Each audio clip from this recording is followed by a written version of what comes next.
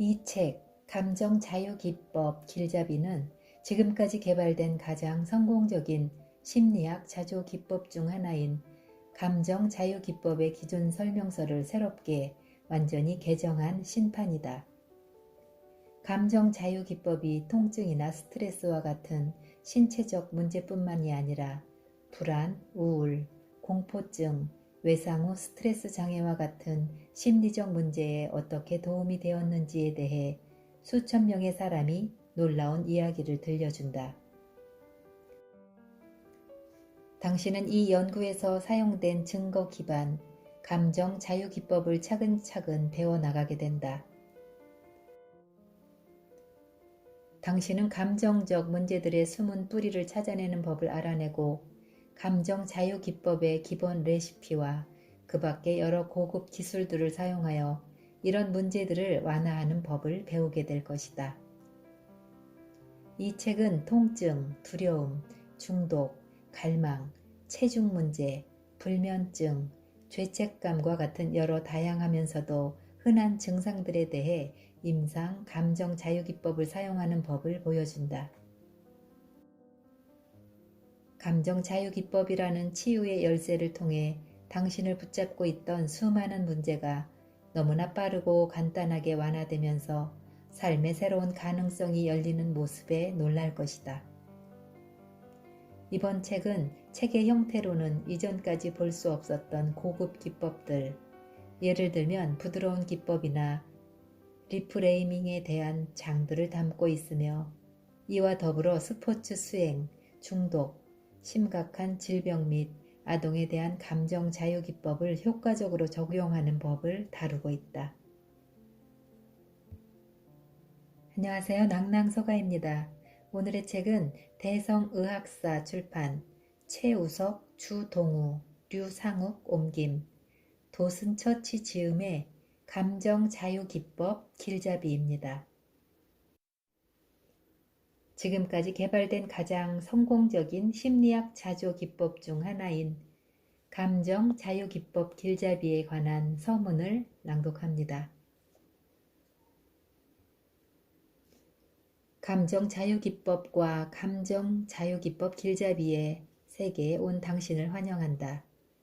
당신은 이제 세계적으로 수백만 명의 사람들에게 도움을 준 기법과 함께 거대한 모험을 떠나려고 한다. 대체 얼마나 많은 사람일까? 방문자가 가장 많았던 상위 5개 감정자유기법 웹사이트의 트래픽을 분석한 결과 2018년 7월에 350만 명 이상의 순 방문자가 있었던 것으로 나타났다. 자연재해나 인재로 고통을 받는 피해자들을 구호하는 자선단체들에 따르면 이러한 난민 중 100만 명 이상의 사람들이 감정자유기법으로 도움을 받았다고 한다. 이 모든 활동에는 다른 사람들에게 감정자유기법에 관한 이야기를 전하는 풀뿌리 조직이 관련되어 있다.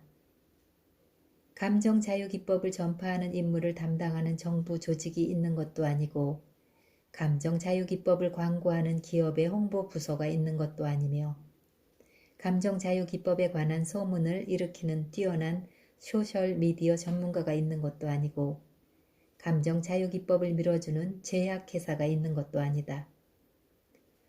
수백만 명의 사람들은 감정자유기법이 효과가 있다라는 단 한 가지 이유로 매달 친구들에게 그런 이야기를 한다. 감정자유기법의 뿌리는 침술이라는 고대 과학뿐만 아니라 현대 심리학에도 깊이 자리 잡고 있다. 감정자유기법이 가장 많은 가르침을 얻은 심리요법의 두 가지 접근법은 인지요법과 노출요법이다. 인지요법은 우리 행동까지 형성하는 생각, 즉 인지를 통해 우리가 세상을 보는 방식을 다룬다. 노출요법은 외상사건을 기억하는 것의 치료적 가치에 집중한다. 감정자유기법은 흔히 두드림이라고 불린다. 감정자유기법의 핵심이 되는 특징 중 하나가 몸에 있는 경혈들을 손끝으로 두드리는 것이기 때문이다. 경혈에 압력을 주는 이른바 지압술이 침술만큼이나 효과가 있다는 점이 연구를 통해 밝혀졌다.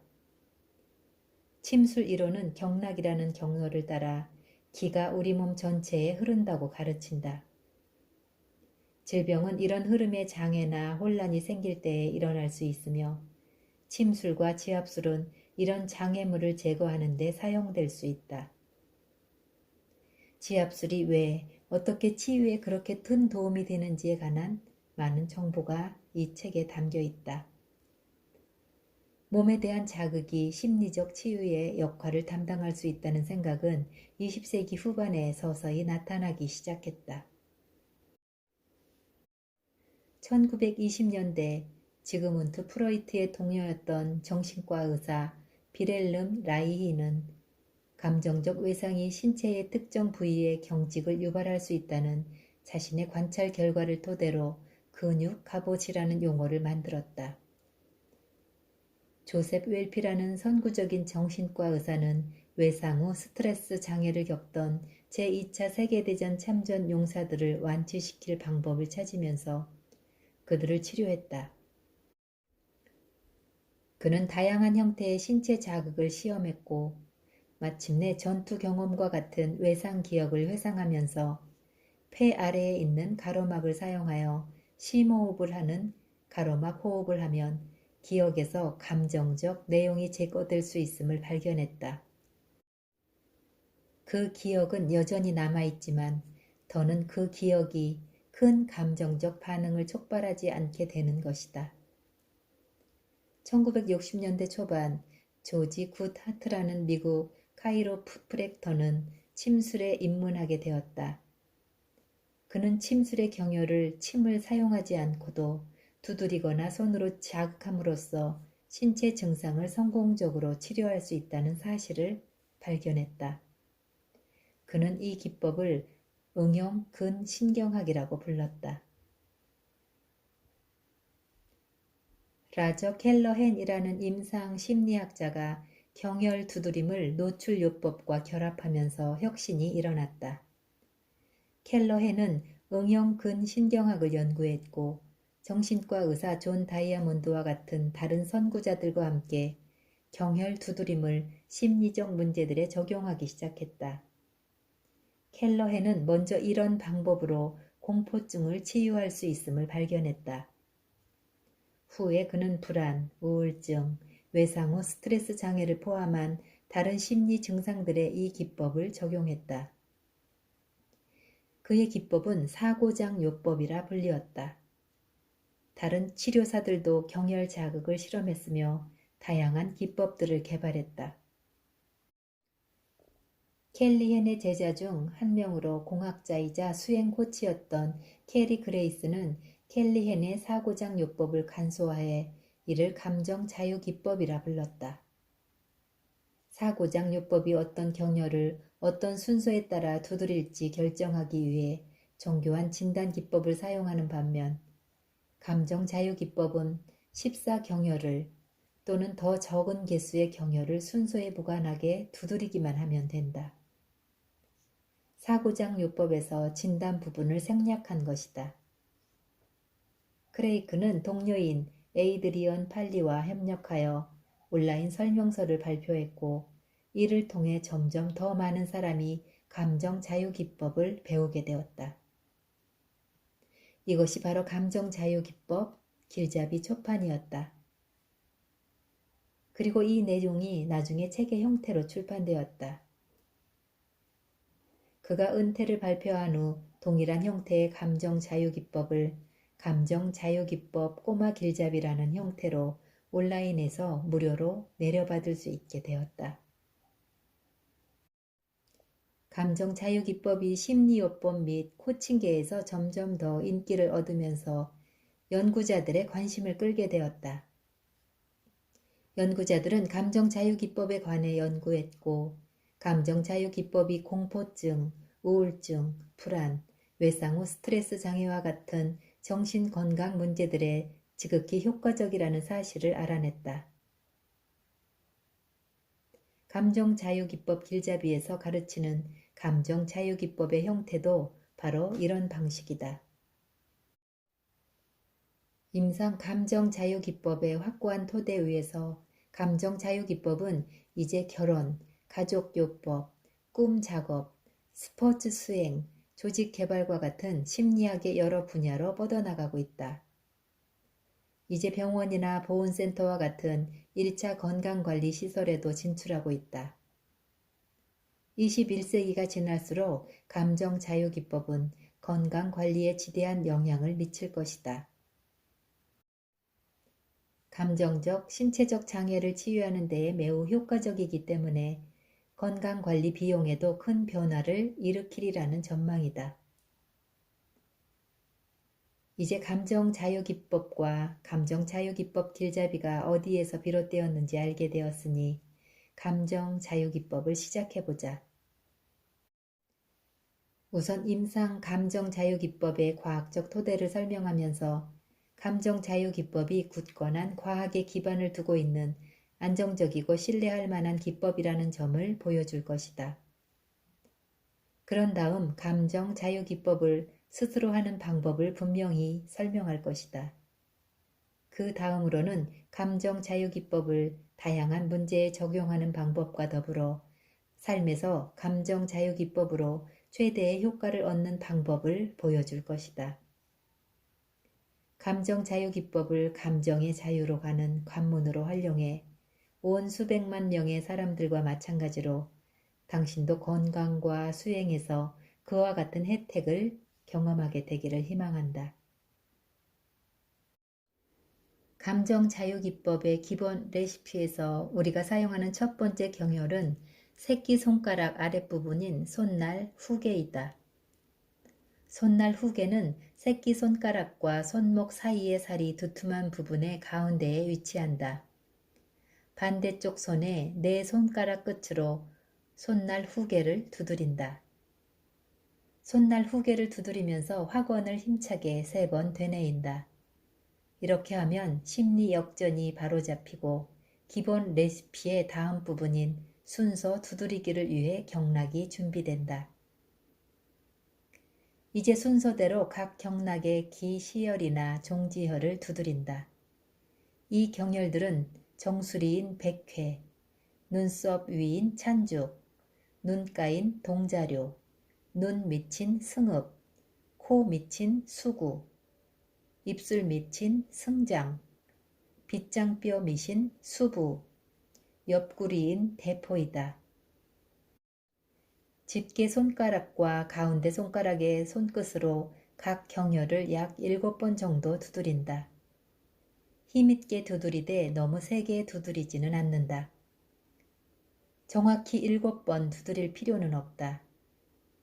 7번보다 좀 많거나 적을 수도 있다. 몸의 왼쪽과 오른쪽 중에 어느 쪽을 두드려도 좋으며 사용하는 손으로 두드리면 된다. 먼저 머리에 있는 경혈부터 두드린다. 정수리인 백회는 두 귀를 잇는 가상의 선의 중간에 위치한다.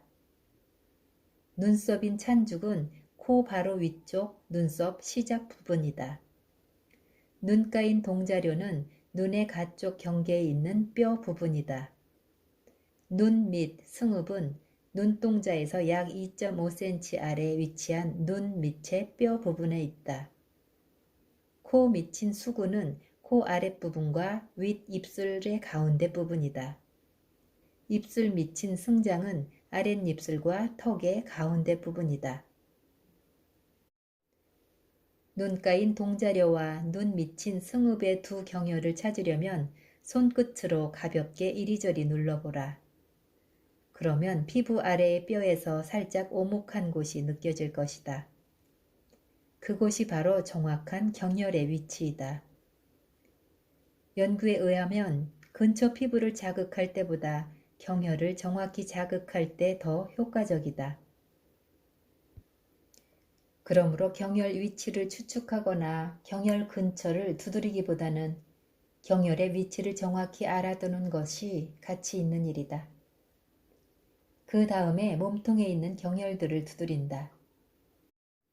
빗장뼈 밑인 수부와 옆구리, 대포 부분을 두드린다.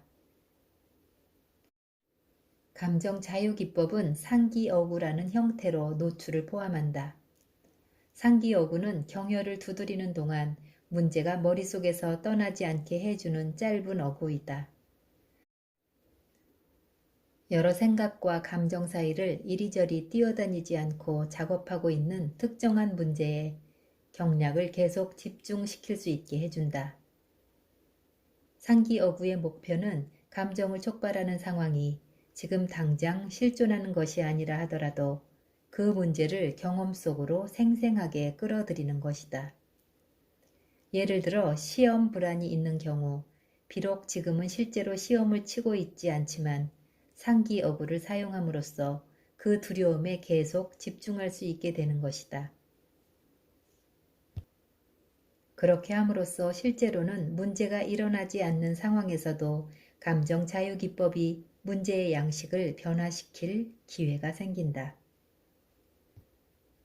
정말로 시험을 치고 있는 것과 같은 실제 상황 동안에도 감정 자유 기법을 사용할 수 있지만 대개는 과거의 괴로운 기억에 대해 작업하게 된다. 상기어구는 문제를 계속 겨냥할 수 있게 해준다. 시험 불안에 대한 상기어구의 예로는 그 시험 또는 내일 봐야 하는 그 시험 혹은 내가 망친 그 시험 등이 있다. 상기어구를 되뇌으면서 각각의 경혈을 두드려라.